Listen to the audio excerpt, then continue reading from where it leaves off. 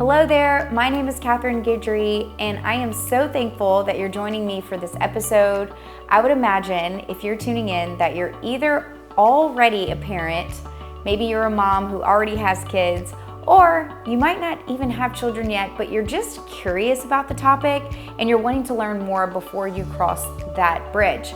I am really thankful that you're listening to this episode. I know personally when I was on that journey of building my business and even just thinking about becoming a mother, I didn't feel like there was a lot of information out there about being a wedding photographer and what that looks like. And I know I personally had a ton of fear around the logistics of it and like how this was going to impact my business. And so that's exactly what I'm going to be talking about in this episode today. Before we dive in, I want to let you know that I have some more business and posing oriented classes if that's also something that you're interested in. So be sure to check out the description for that, subscribe, and I'm just thankful for you being here.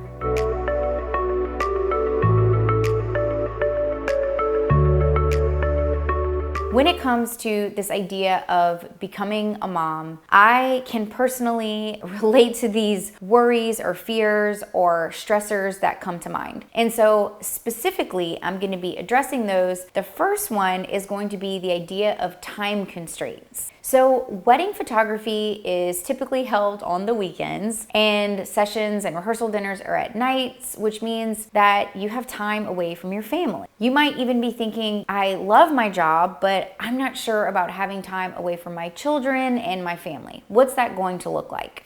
So I'm going to, for each of these obstacles, address and provide some potential solutions, things that I've personally done in my own life. And so the first thing is going to be that you want to set clear boundaries.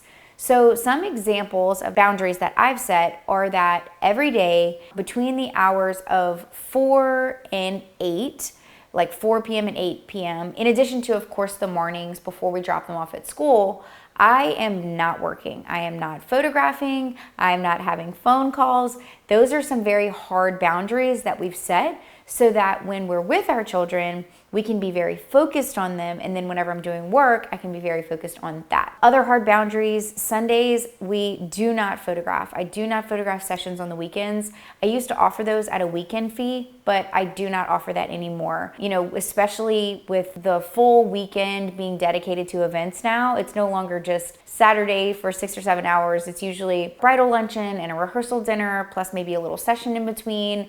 And then we have really long wedding days on Saturdays. So Sundays are another hard boundary that we set. I am personally currently not taking weddings outside of a 3 to 4 hour radius from where I live. I used to do a lot more destination events, and it's not to say that I won't do those in the future. It just means that right now, that's not really what's working for my family. And if I was to take a destination event outside of that radius, I would make sure that I'm being compensated for the entire weekend because of the fact that we do have the ability to photograph multi-day weekends or multi-job weekends if we so choose. So at this point in time, that is my plan for the business. And the last boundary that I was gonna share is that we just started doing something really new. Brad and I are both self-employed, and we do have the ability to do family days during the week. It was like, I've been doing this for 15 years and a light bulb just went off that, hey, you have some flexibility on the week before your children are in kindergarten or higher and you can't take them out of school. Like, have a family day, get that time back somehow. And so that's exactly what we did. We started it for the first time this month and it was awesome. It was crazy. We did it on a Thursday and I swear Friday felt just like a Monday, and it like felt right because Fridays really are my Mondays. And so those are some suggestions I would make in order to address that first obstacle. The second one is going to be the idea of missing milestones. Weddings are typically planned 12 to 18 months in advance, and so you may have some concerns about missing a huge event for your child. And I get that. I have missed some really important events in my life, but now that I know a lot more, I'm here to tell you that there are some ways that you can work around that. The first one is going to be to really know your schedule, the schedule of your child, and plan accordingly. So for example, if your child is in dance, try to find out when the dance reviews are held. Which weekends are they typically held? I would guess they're probably in May. And so I've learned and really come into the fact this year that December and May are really high times for family events. So holidays and parties and just all the things that revolve around school that I may not want to miss. And so I know I'm personally trying to make myself available for my family in the latter part of those 2 months. Maybe the first weekend is fine of December and May, but the latter part of the month, I am not going to be as interested because I'm trying to prioritize those prime weekends, those personal prime weekends. And I know that this idea of prime weekends, you hear that in the industry, but typically that's like the dates that are really likely to be booked. So for example, like October and March in our area are like the prime weekends. But when I say prime weekends, I'm talking about personally, the prime weekends for my life, the ones that I don't really want to miss out on. Now, granted, you're going to miss events. It is just the nature of this industry. And so I'm here to tell you that no job is perfect. Trust me, I'm just being completely transparent. I've had my moments of feeling like, is this really the career path for me? I mean, am I missing out on my life? And I've really struggled with that the older I've gotten and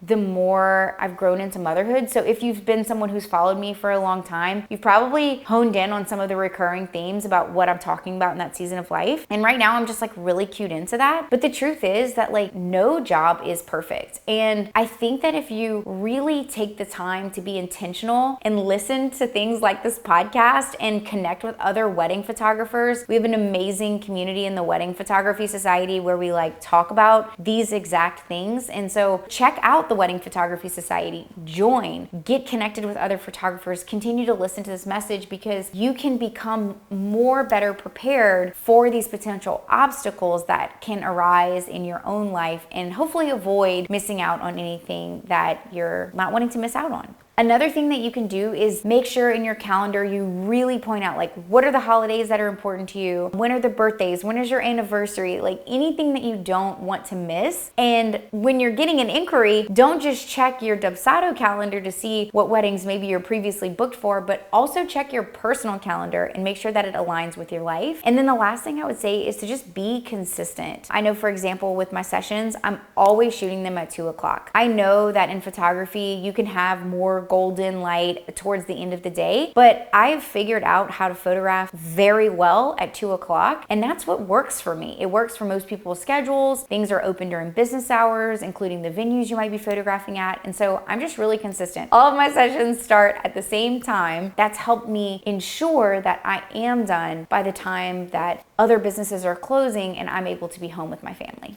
Another potential obstacle that you might be concerned about are client expectations. You might worry that your clients won't trust you or they won't believe that you're able to be as professional because you're a mother now. Well, the truth of it is that you can work through that. And I can successfully say that, well, first and foremost, clients are actually a lot more understanding than you think that they are. I know a lot of our clients are brides, but their mothers have had their children over the course of their whole life. And they know what season you're in. And so I've actually seen a huge outpouring of love from our mothers of brides, and that has meant more to me than they will ever know. But in addition, I did want to say that when it comes to meeting those client expectations, there are ways to still do that. So if you feel like you're nearing the end of your pregnancy, for example, and the pregnancy is getting harder, hire help on your wedding days, get assistance, hire support so that you can do your best job longer. I have entire episodes dedicated to just the actual shooting while you're pregnant and breastfeeding and all of those things, so be sure to check out those episodes. But you need to have the support so that you can meet your client expectations. It's also really a good idea to communicate honestly with your clients any sort of changes that are possible that could happen with them. I know when I had my first baby, for example, I had a phone conversation with the father of the bride about 3 weeks before the wedding to really discuss what's the backup plan, who's gonna be there. Some of my brides even had phone calls with their backup photographer, the person who was gonna be with me at the event, so that if in the case that I wasn't there, they felt comfortable. And communication helps so much. When you're communicating with your client, then they feel comfortable, they feel like you value them. And so that can be a really big deal, in addition to, of course, the actual backup backup plan itself. And what I've found is that as long as that backup plan is qualified and you trust them, it can be done well so that your client still loves and trusts you. So when it comes to those backup plans, don't just throw any photographer in the mix. Make sure that it's someone that you would trust with your own wedding day. And the last thing that I would say about this particular topic with client expectations is that, yes, you might be already a mom or entering into that season of life, but just to keep in mind that this is a professional business. And so you want to run it that way. You want to meet your deadlines, show up in the ways that you say that you will. And if you feel like for whatever reason you can't keep up, maybe that's a time where you might need to invest a little more money to get the support that you need. Maybe it's outsourcing or hiring somebody to help you with your emails. Whatever that is, don't withhold your finances to perpetuate the problem. If you feel like you're feeling tied down and you want to give that time to motherhood, it's okay to sacrifice income in that season a little bit. I mean, don't put yourself in a bind, but I feel like you always have to strike that balance. When I was early postpartum and nearing the end of my pregnancy even, I was okay with sacrificing some of the typical income that we have because I knew I wanted to be present in that season. And so you sometimes have to make a choice at those times. And is it the time or the money? And if you want the time and you want to really give yourself to that quickly fleeting season of your life, and trust me, it goes very fast and you cannot get that back, then it might mean that you need to dedicate a little bit more of your finances to get the support, the help, the outsourcing that you need. This next one is very near and dear to my heart, which is the lack of flexibility with weddings. I always tell people, I say there's no sick days with my job, but it's true. There are truly no sick days. I mean, yes, there are emergencies and things that happen. However, I have definitely shown up to weddings when I was at the end of having the flu or vomiting, and my clients may or may not have known, but the truth is they probably still would want me there. And I just feel like it's my job to be there for them if I can. Now, obviously, again, emergencies do happen. And so that is good to keep in mind, and why I'm such a big proponent of being connected in the industry and having friends and sharing, because you just never know when you're going to need help or when someone's going to need you to help them. I've mentioned it already, but I'll mention it again. We do have an amazing community in the Wedding Photography Society, and I feel like being connected in those capacities, you just really just don't know when you need that help or when you can help someone else. Another thing that you're going to want to make sure that you have in place is a solid contract. You want to protect your client and you want to protect the business. And a solid contract will clearly outline what's going to happen if something unexpected occurs, whether it's a personal emergency or maybe it's something even outside of your control where a weather catastrophe happens or we went through the pandemic. So that lack of flexibility can be met with a strong contract and can help resolve any issues that may come up. But on a more personal level, as far as motherhood, what I want you to understand is your children are going to get sick. You are going to get sick. It is just a part of life. And so I can't say this enough, that you want to find a really good support system. As far as our own personal life, we were living away from our family for almost 4 years now with kids. We were living away from them longer than that, but with kids. And I cannot even stress enough how important it is to have good friendships. Our neighbors in New Orleans are amazing, and also good sitters, so that you know the people who are caring for your child are good quality caretakers. We've had multiple babysitters that I've had come over maybe to meet the kids or just didn't get a good feeling, and I was like, it's not going to be a good fit. You just have to feel who's with your child or children are people that are a good representation of the types of decisions that you would make. We don't want to think about this, right? But what if something were to happen when you're not available or you're far away? You want to know, that's even scary. I can feel my stomach hurting talking about it. But you want to know that the people that are with your child are going to make really solid educational decisions. And I know it's hard. You're trying to work to make money, but then you're spending money on your kids, and it feels sort of counterintuitive. But to pay for good quality care for your children is so imperative because you're out of pocket. And that's what I tell my sitters when they do come to start working with us right out the gate. I tell them, I say, listen, when I'm photographing a wedding, I am out of pocket. And so I want you to understand how important this role is that you're feeling in our household. This isn't just maybe a regular babysitting job. You're an extension of our family now. And so we trust you, we love you, We want you to feel comfortable here. And I really mean that. Our sitters truly do become an extension of our family. And so having really strong support, whether it is your family or it is someone that you're hiring to be a part of the family, that is a huge part of being successful in this industry.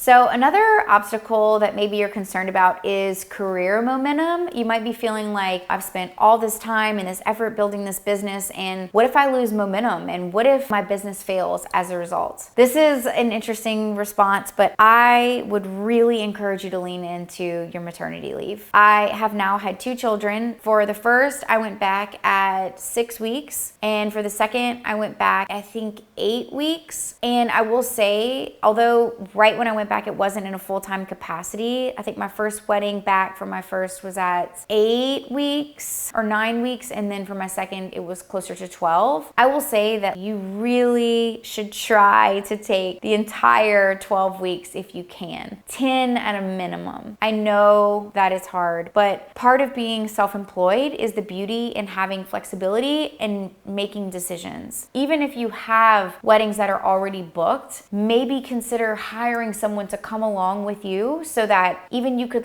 start the day with your client and really see them off to the ceremony, maybe even stay for the ceremony, but then leave right after. I would try to really think through what are your options and how you can work through that. Maybe even using that previous example as a way to guide those first weddings back if they're sooner than 10 or 12 weeks. Because I kind of already said this earlier, but it's almost like hindsight is 2020. Your baby is only that age one time. And that time goes so fast. I feel like you blink and it's gone. And work is a huge part of our life. And our clients are really counting on us, which is why I think it's so good to take care of them, whether it's paying someone who's qualified, who can really step in when you can't, and then also standing up for yourself when it is that very precious time that you cannot get back. We were very fortunate in the sense that we had excellent help. When I did go back, I felt like I could really be present in the weddings. We had help with our kids that was excellent, i.e. my parents for those first few weeks. And then also on the wedding end, I had amazing photographers that were shooting with us. And so that all really helps. But as far as the time, I would just really think about taking that time with your child. That might mean that you have to have someone else shoot for you while you're on maternity leave, or even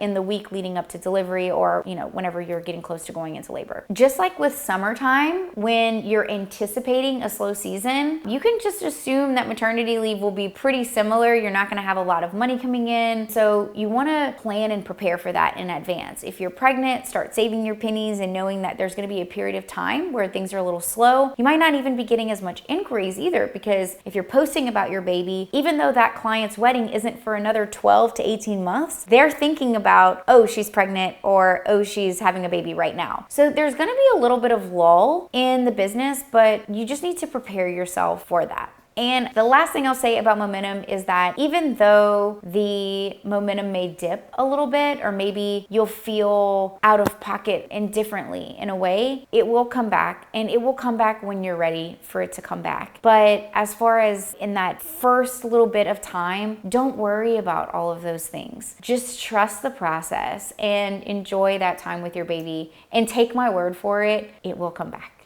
One of the biggest things that I've heard mothers say is that they feel torn. They feel torn between their family and wanting to be there for their kids, and then they feel torn between work. And I feel this. I understand this. I struggle with this. So these are the things that I've done. One of the most successful things is that I've created separation. Interestingly enough, I find that when I am working and my children are around, I feel even more guilty than if I was working and if they're not there. Also, when my kids are home, I don't want to be around my phone. I don't want to be around my computer. I don't want to feel pulled, because then I start to get aggravated and frustrated with work. And so I really have found that when I separate the two and I really segment them into time and place, that is when I feel like I'm enjoying each most independently. I've said this before on videos, but even for my videos, I usually record them at night because my kids are sleeping and I feel like I can really focus on what I'm doing and I don't feel distracted. So you just kind of have to carve out and figure out what works for you, but separation has worked beautifully for me. you also need to understand that if you're a working parent because you need to work, that you're providing for your family. Plus, I do enjoy what I do for a living, which is a huge bonus. But when it comes to your children, they see you goal setting. They see you accomplishing things. And that's beautiful. I asked my daughter the other day, I said, what do you want to be whenever you grow up? And she said, Mommy, I want to be a photographer like you. And that really made me feel something in my heart like, wow, I'm inspiring her. I'm showing her what it means to show up for your family in a multitude of ways. My mother, she did work part-time, but it wasn't in the same way that I am, and I felt some, I don't know, like struggle with that, I guess, because I wasn't sure if this was going to be damaging to my child or whatever. But I honestly can say that now that I'm actually doing it, I can see that as long as I'm carving out time for each, that she understands what it means to work and she's inspired by it. And she, she picks up the camera and, look, Mommy, like I'm a photographer like you. And she'll say things like, oh, Mom, I need to work too, and I need to work hard. And like, I think that that's a good skill for her to learn, is that it's okay to work hard to accomplish things, especially if you're in a position where you're going to be providing for your family one day. Don't take more work than you have to. In my business course, one of the first things that I talk about are calculating your expenses. The reason why is because you want to know, what are your goals? Where are you heading with your business? How much work do you actually have to take? And don't take more than that. It's really easy to get caught up in the rat race. It's really easy to feel like nothing's ever enough. I want to make more money. I want to do better weddings. I want to do destination. I want to do this. But it's like, at the end of the day, if your goal is to strike a balance, if you want to have time for your business and also time for your children, you need to take the work that you need. You need to focus and be intentional about who you're working with, the weddings that you're taking, where they are, what they look like, how you're connecting with those people, and really being intentional about those bookings. It's very, very, very easy to say yes. It's sometimes more difficult to say no, or I'm not available for that. But if you don't, then you're gonna find yourself burnt out and really living in a place of regret. So don't take more work than you absolutely need to. And the way you're gonna know is if you're aware of your expenses and you're familiar with what number of weddings that you need to take, and you do a good job of budgeting that income throughout the year. So here's the deal. You don't have to be afraid of being a mom. If you're already a mom, you don't have to be afraid of your future or your success. I truly think that if you can take the knowledge that I'm sharing with you, also spend time thinking about what you want, you can come up with some really amazing solutions to be the absolute best mom that you can and a successful business owner and photographer. I have really enjoyed lately talking about motherhood and business. It's like the longer I'm a mom and the longer I'm a business owner, the more I realize that I want to speak to other mothers who are running businesses. I just feel like it's possible. You just have to be creative about how you're doing things, how you're running the business, what role are you playing in your children's life, and the intention. My gosh, I feel like I'm a broken record about this word this year. Maybe that's my word of the year, but it's like, you can do this. You can be both, and there is a way to figure out what's going to work for you. So I hope this was helpful. Please feel free to comment. If you're enjoying the podcast, leave a review. This will help me bring this message to other mothers who might feel like